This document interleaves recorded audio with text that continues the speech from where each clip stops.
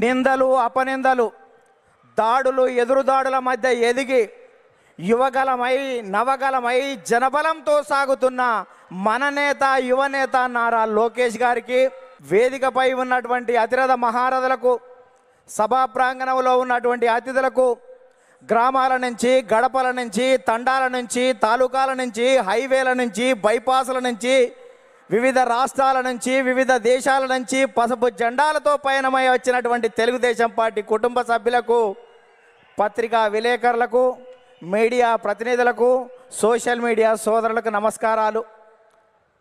అందుకనే చెట్టు మీద కూర్చున్నటువంటి పక్షి కొమ్మ బలాన్ని నమ్ముకోదు, రెక్కల బలాన్ని నమ్ముకుంటుంది. తెలుగుదేశం పార్టీ కార్యకర్తల బలాన్ని బలగాన్ని నమ్ముకుంటుంది. కాబట్టి కార్యకర్తలే ఈ పార్టీకి ఇంధనం. అందుకే మీకు నా తొలి వందనం అని ఈ సందర్భంగా గుర్తు చేస్తున్నాను. అద్భుతమైనటువంటి వాతావరణం ఇది. మొన్నటి వరకు ఒక రకంగా ఉండే, మా కాడ ముక్కోడు పోయిండు, మీ కాడ తిక్కోడు పోయిండు. ఇవాళ ముక్క ఆయనేమో లిఫ్ట్ ఇరిగేషన్, తిక్క ఆయనేమో ఆత్మలతోటి మాట్లాడేటువంటి పరిస్థితి ఏర్పడ్డది.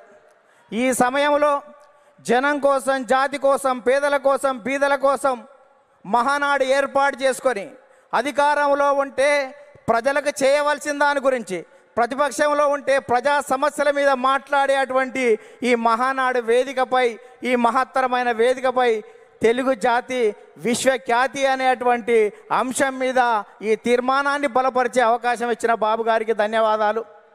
సోదరులారా, స్వర్గీయ నందమూరి తారక రామారావు గారి మనందరి ఆరాధ్య దైవం, తెలుగువాడి ఆత్మగౌరవానికి ప్రతీక, నమ్మిన సిద్ధాంతాల కోసం మడమ తిప్పని యోధుడు, ఎందరికో రాజకీయ జన్మనిచ్చిన కారణ జన్ముడు, సినీ వినీలాకాశంలో రారాజుగా వెలుగుతున్నటువంటి సమయంలో రాష్ట్రంలో, కేంద్రంలో ఉన్నటువంటి పరిస్థితి చూసి ఢిల్లీ పురవీధుల్లో దిగజారుతున్న తెలుగువాడి ఆత్మగౌరవాన్ని పరిరక్షించాలని, తెలుగువాడి ఆత్మగౌరవం అంగట్లో అమ్మే సరుకు కాదని నిరూపించాలని, గాఢాంధకారంలో ఉన్న తెలుగు జాతికి వెలుగులు ప్రసాదించాలని, రాష్ట్రంలో ఉన్నటువంటి ఆర్థిక అసమానతలు, సాంఘిక దురాచారాలు, ఇవాళ నిరుద్యోగం, నిరక్షరాస్యత ఇటువంటివి పారదోలాలని